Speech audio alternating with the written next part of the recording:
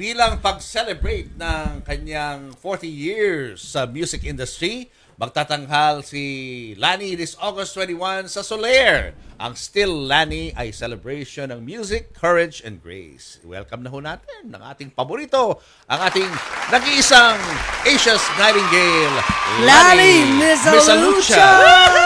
Welcome, Lani! Thank you naman!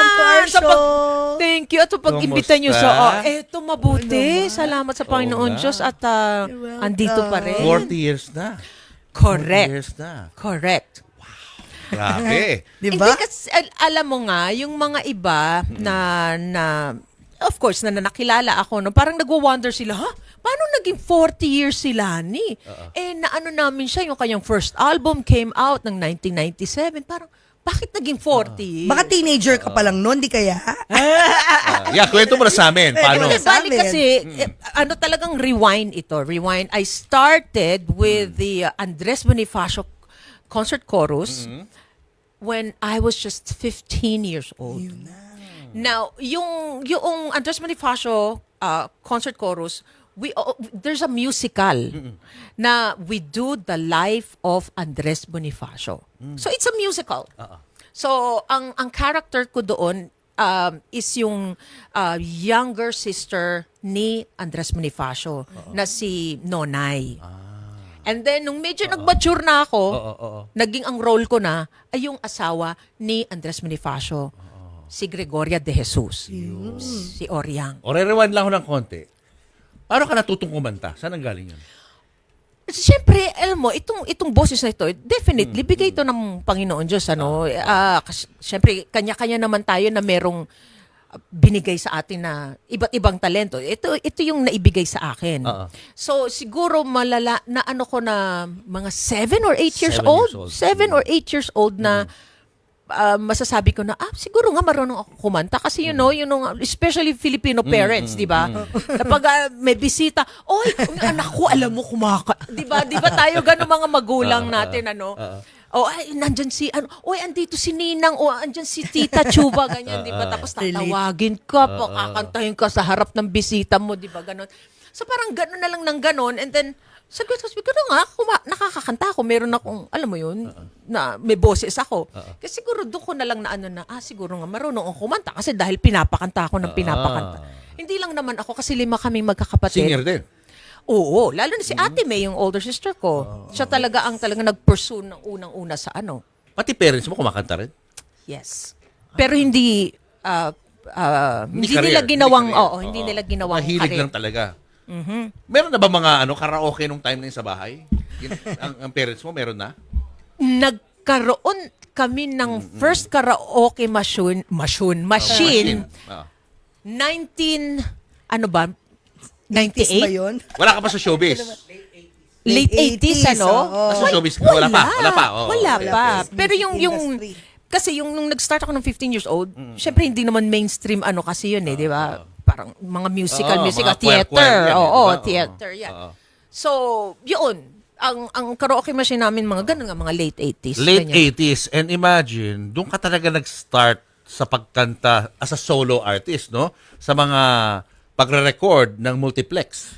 Correct. Na kinakanta sa mga bahay-bahay. Correct. Oo. Paano yun? Paano ka na-discover doon? Alam mo na, paano nga ba? Parang kasi, mga recommendations ba? Kasi, okay, kasi may mga iba't ibang mga record company, So, nagko-compile sila ng mga, ganyan, ng mga songs na pwedeng kantahan sa karaoke machine. And then, pag nirecord na namin lahat yung mga yan, meron talagang distributor niyan.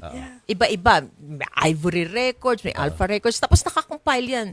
As in, minsan nga, para siyang isang booklet.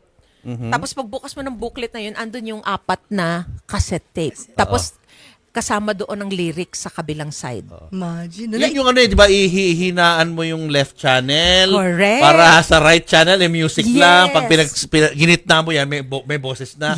Boses mo yun. Yes. Para may guide sila.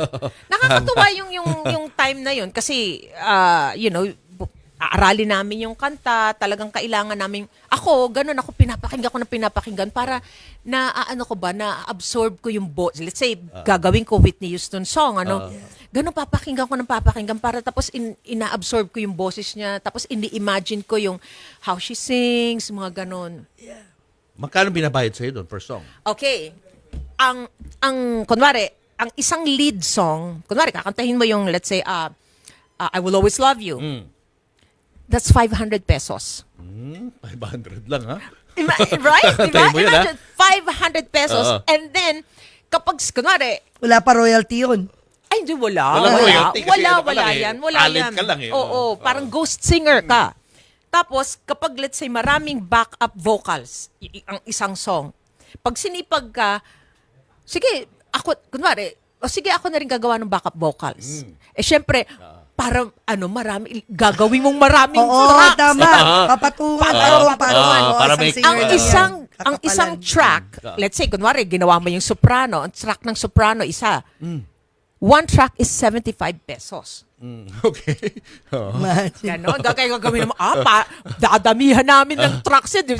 Nakakailang ka sa ganon. Siguro pinakamarami na yung 5. 5 tracks yun. Kasi syempre, anuhin mo- Ibang taas. Oo. Kaliwa naman ang bayad. Oo nga, no? Ay, hindi. Parang, parang meron talagang date ng Ayun, parang swelduhan din. Oo. Anyway, pinag-usapan namin yan, Papo, sa interview ko kay Miss Lani. Abangan nyo yun sa vlog kasi syempre, may next chapter after being a multiplex queen. So, yes. ano yung naging options ni Lani at saan pumunta yung career niya after that? O, panoorin nyo yung detail sa aking vlog. So, Yan. we move on now to our interview here, Papo, dahil nga 40 years na. Oh, so through the years, ano yung mga highlights ng career mo as one of the top iconic, no, na mga musicians, singers dito sa Pilipinas? Can you name me? Alam nga naman 40, ang dami na, no? Name me the highlights of your career. Maraming mga naging highlights. I think ang mako-consider ko is yung first time ko, very first na major concert ko sa Araneta Coliseum. It was 2001. It was called the Crossover Live Tour. And there's the Correct. beside you. Yes. Yeah. That was my very first major concert. Yan, na, pakita natin, Lani. Ito na- yun, no, Papu. Ayan. The crossover live tour. Major Ayan. yan. Oh, So- abs. ha? Abs. Ab lang, isa lang eh. Ano yan, ang tawag mo dito? Very, talaga, significant itong 2001 Araneta Coliseum crossover live tour na concert. Because hindi pa ganun talaga pumuputok yung pangalan ko. And a lot of people were wondering na, kasi dati nun talaga, wala naman tayong social media nun. 2001, di ba? Wala Yeah. pa tayong mga Instagram or Facebook Wala. or whatever, di ba? Yeah. Ang only source natin, television, TV, yeah. radio, newspaper, billboards. So there was this really huge billboard there's one, itong billboard na to, isa sa Araneta, sa Cubao, and then there's another one na huge sa Guadalupe, and then there's another one sa Ortigas, sa building ng Robinson. Tapos yung mga tao parang, sino to?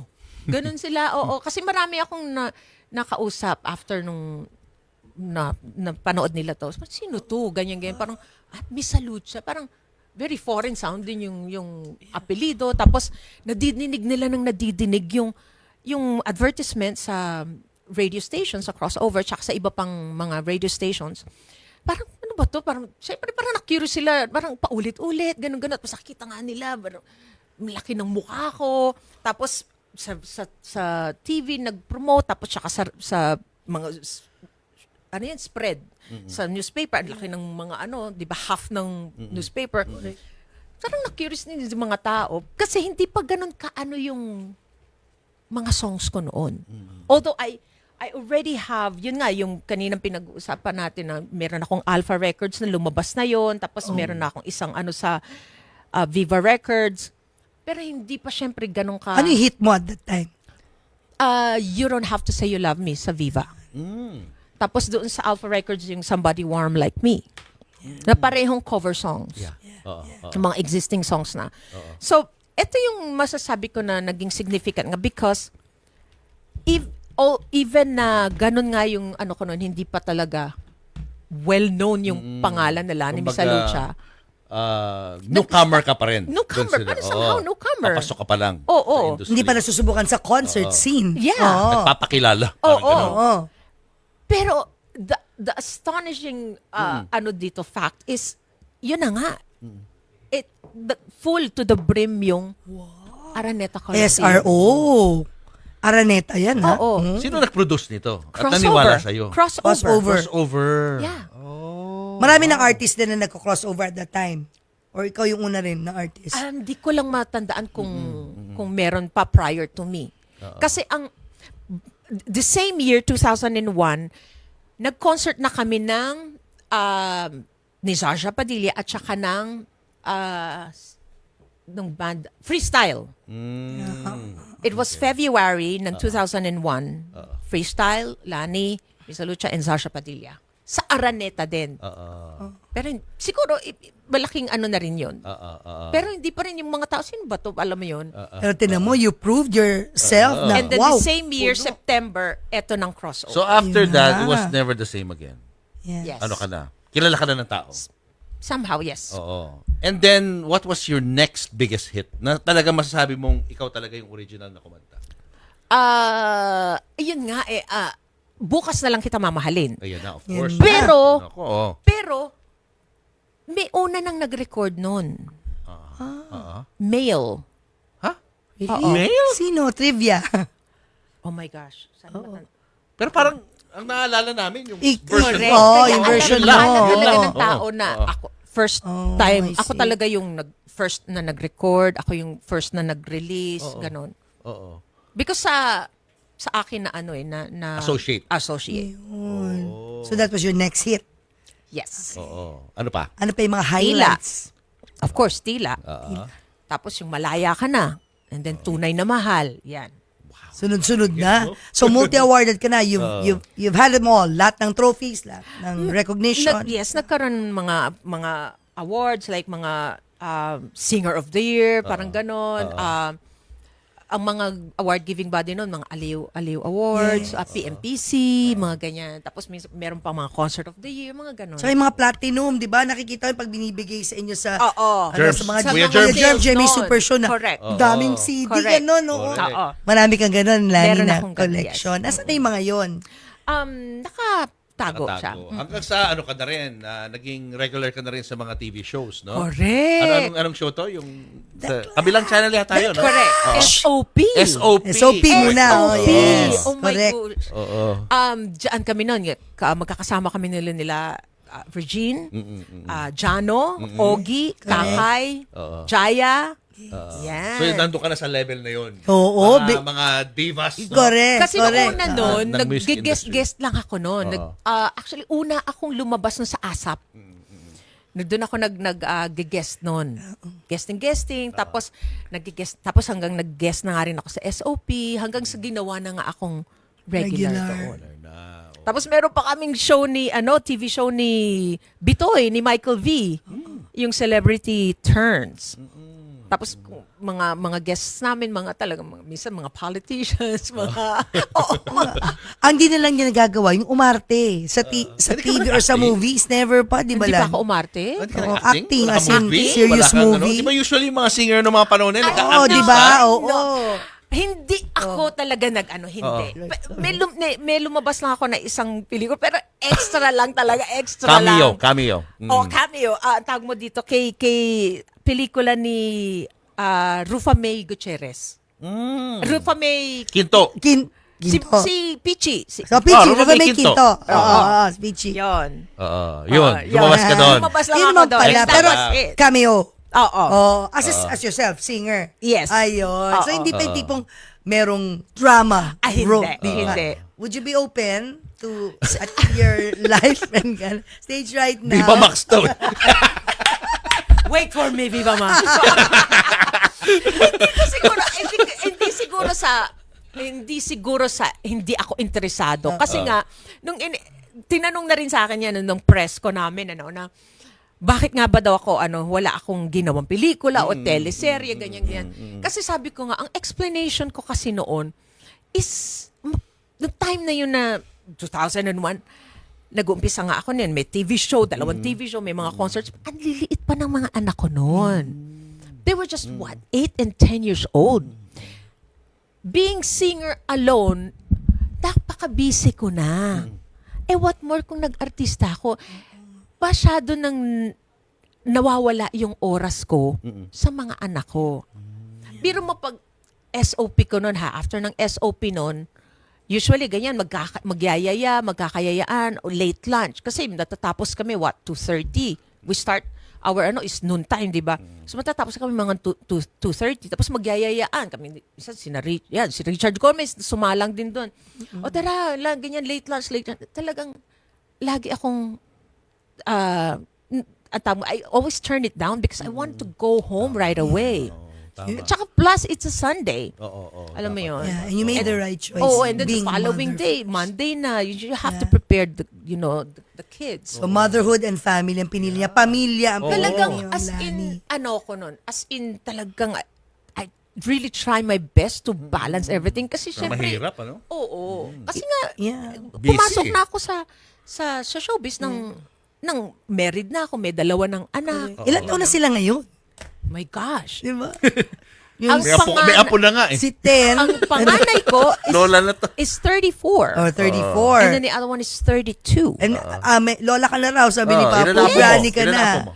Ang grandchildren namin is 6. Oh. Busy na ngayon sa pagiging cool granny. Groovy granny. 5 boys and only 1 girl. Oh. Ibang chapter na siya ng buhay Oo niya. Ibang chapter na ito ng buhay. Pero Sa teka totoo. balikan ko lang yung period na you had to leave the Philippines to go to Vegas. Anong kwento nun? Bakit biglang iniwan mo ang Pilipinas? Hindi. Sa totoo lang, nung bago pa lang kaming kasal noon, I think may anak na kami noon na isa. Parang sinabi ko nga, bakit kaya hindi tayo mag-migrate? I mean, out of nowhere, parang, Idea kasi mo siguro pala yun. kasi nung mga time na yon, di ba parang, imposibleng wala kang kamag-anak na nasa ibang bansa. Alam mo yun? Yun yung mga time na marami kang pinsan o tiyahin na mga, nasa ibang bansa, either Canada, London, or America. Kaya parang na-blurt out ko lang na, ano kaya nun? Mag-migrate kaya tayo sa ibang bansa. Sabi ni Papa Nols, bakit naman? Parang, maganda ang niya, nasa isang telecommunications company siya, and then, ako ng mother, talagang full-time mother, tsaka on the side lang yung singing. Anyway, yun nga, sabi niya, bakit naman? Ba't mo naman naisipan yun? Hanggang sa, nawala na yung sa usapan na yun, hanggang sa, nag-2003, talagang napag-usapan na namin uli. Pero we're thinking of migrating sa Canada. And then, until nakarating yung plano namin na yon doon sa kaibigan namin na nasa US, na who used to produce shows, no? Yeah. Si Kuya Mendrey, Lilin, mga ng Goldilocks, mga Lilin family. Tapos sabi niya, anong gagawin niyo sa Canada? Ganyan. Paano na sila? Yung kanyang singing, lalalala. Sabi niya, you know what? Come over here and magbisita kayo, and then we'll talk about, we'll talk things, And then nag-visit nga kami ng 2003, and then parang plano nga namin na ay parang maganda yata mag-home care. Kasi nung 2003, Yeah. nag-decide na talaga ako na tatalikuran ko na ang showbiz. Bakit? Kasi nga, para mag-focus na ako sa mga anak ko. Na talagang gusto ko na uling, maging nanay na uli, talagang tutukan na sila. Oo. Kasi talagang, syempre mga informative years yan na talagang batang-bata sila, di ba? Yeah. Hanggang sa, may mga iba pang mga factors kung bakit talaga nag-decide kami. Marami pang ibang So rason. home care was an option? Yes. Inisip mong pasukin yun? Yes. Now, what specific job in the home care sector? Talagang, nung nag-visit kami ng 2003, tinignan ko kung, as in, caregiver. Caregiver. Yeah, Nag-aalaga caregiver. na matanda. Mag-caregiver ako. And then talagang hanggang sa, pag na-master ko na yun at pag-aralan ko na talagang, magtatayo kami ng facility. Oh, okay. Yun talagang inisip namin. Pag-aaralan mo lang, experience mo lang. Yes. In demand, di ba? Of course, Okay. until Yeah. now.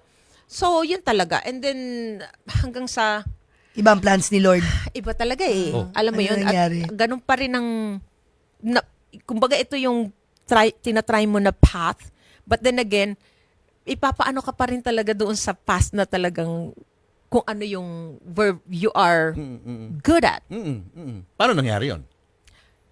Yun na, hanggang sa may pinropose sa amin na show. Ito Sa na, Vegas. yung Society of Seven and Lonnie Misalucha. Imagine, Kaya no? kami nagkaroon ng residency Oo. Yo. sa Bally's Hotel. Oo. And then after nung contract namin doon, sa Flamingo na kami. Yun. Sino mas Flamingo nauna sa inyo? Ikaw o si Martin? I think si Martin, Si Martin. nasa, ano siya, Golden Nugget. Oo. Nung Halos time. sabay kayo. Parang ganon. Hindi ko alam. Oo, halos kasi sabay parang ko. you guys paved the way para Mag-perform. mag-isip-isip yung mga artists doon na mag-perform sa Vegas. Yeah. Eh. Yeah. Kasi sikat na sikat kayo doon. Yeah. So how many years has it been since you became a resident kayo ni Noli, no? Resident in Vegas and up to now, right? Up to You're now. still there. Yes. How long has it been? Oh, so 2003, no? 2000 So 22 years. Officially 2004. 4 pa lang. Was there a 21 point years. na muntik ka ng magkaroon ng career sa international music industry? I mean, as a solo artist, recording artist abroad, may ganun ba? Almost. Paano nangyari doon? Almost. Okay. So, I get to meet Gladys Knight. Okay? So, there was this season na siya yung parang agent ko.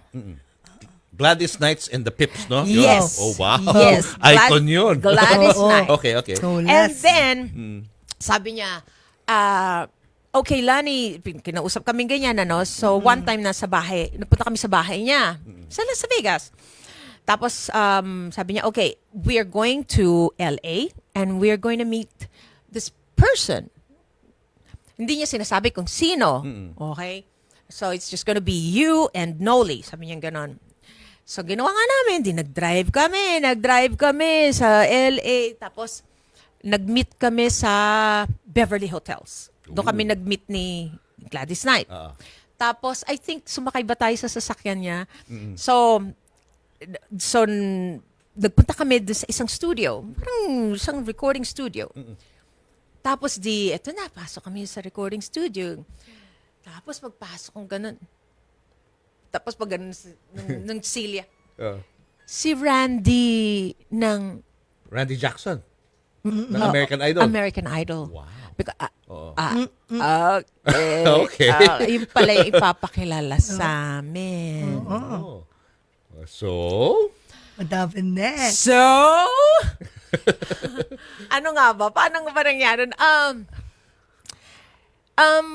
Meron mga initial talk like, parang sinabi nila, kung sakali ba, kakayanin mo ba yung mga tours, mga ganyan-ganyan. Siyempre, oo lang ako ng oo.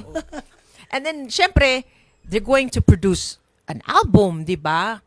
Siyempre, mag-invest yung mga yan sa album, ganon. Eh, nung time na yun, ilang taon na ako. In other words, hindi na ako bata noon, di ba? So, syempre, lalo na syempre sa Amerika, no, dapat talagang bata, mas, di ba? Younger the better. Prettier the better. You know? Ganon. Eh, hindi na ako ganon eh.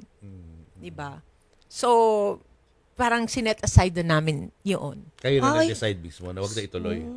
Yeah.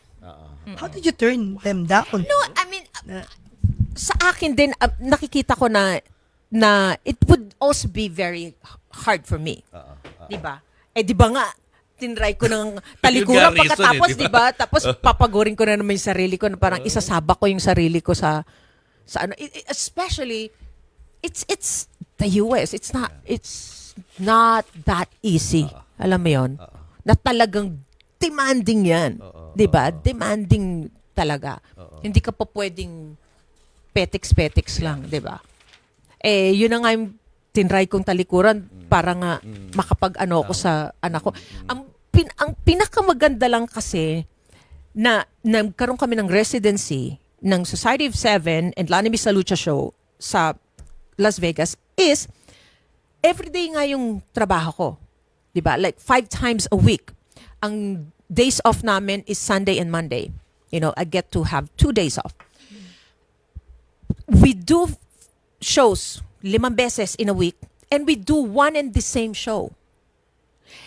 Pinapalitan lang namin yan siguro mga after 3 months para alam mo yung ma-refresh lang para rin hindi kami mabobore. At saka paano kung may mga taong laging manonood, di yun at yun ang manonood, mapapanood nila. Kaya, you know, we change things around. So anyway, ang maganda nga lang doon is, you know, in the morning, si Papa Nols and I would prepare the kids for school. Hindi namin sila pinag-i-school bus nung time na yun. Kasi yung isa, 5th grade, yung isa, high school na siya. High school na, si Lubens. High school ba? Nag-middle school pa siya. Middle school. Middle school. So, nakapag-middle school pa siya. So, prepare namin, hatid sa and then I go back, I'll take a nap, and then after lunch, I go to the casino and prepare, and then wake up and all that, dress up, and then perform, and then after that, go home. Anong oras na Your tatapos? normal Lani self.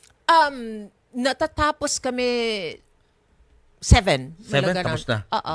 Tapos na. So, Then ganyan yung uwi kanya. na. Ganyan yung Kasama kanyang rin. routine at that time. Oh, And diba? yet, At least, gabi diba? pa rin, di ba? Oo. What Diba, alis ka lang ng bahay, tatrabaho, tapos babalik ka na. Now we understand why you didn't accept that kasi mababago talaga yung buhay niyo. Which will take your time with your kids. Oo. Anyway, Lani, alam mo, ang sarap kakwentuhan ni Lani. Abangan niyo po kasi Kulang ang oras natin. marami pa kaming pinagkwentuhan dahil nga kulang ang oras dito. Abangan niyo po dahil bago mag-concert si Miss Lani Misalucha, mapapakinggan niyo yung iba pa naming mga pinagchikahan. Ang dami po sa Christine Babos channel which will of course be shared by Papu in his social media platforms. So, panoorin niyo po at abangan yun. Pero syempre nandito si Miss Lani dahil nga meron siyang 40th anniversary concert. Pero bago yan, meron kaming surprise kasi kababirthday lang po ni Miss Lani noong August 3. Yes! So, happy birthday to Lani. This is her special something for you. I hope you like it. Happy birthday to you. Ayan, to you. August born, pati si Jason, Papu. August born. Advance naman sa'yo, Jason. Siyempre, make a wish. I'll make a wish. 40 wish birthday. Wow! Yay! Imagine, Happy 40 years old si birthday. Lani ngayon, no? Imagine, di ba? 40 years old si Lani. Happy 40th birthday. Thank you! And syempre, to commemorate, to celebrate your, ganda, no? Purple. Syempre, to celebrate your birthday, we have to invite them, Lani, all the, how do you call your fans? Lanians? Angels. Angels. Angels. Invite na natin ang mga angels at mga hindi pa angels. Oo. Para Angels sila pala. manonood ng concert mo.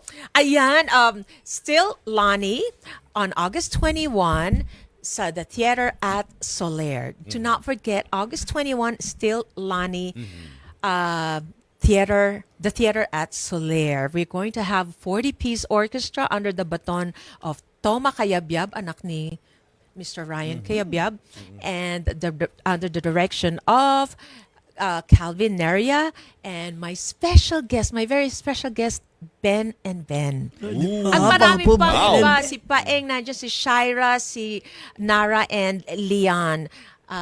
Yan ang iba ko pang mga guests. So, and also, hindi ko alam kung sasabihin ko na ba yung choir. But anyway, basta marami pa pong mangyayari dito sa concert na to. It is my 40 years in the industry. So, I would love to celebrate that with you. Come and get your tickets at ticketworld.com. Yeah.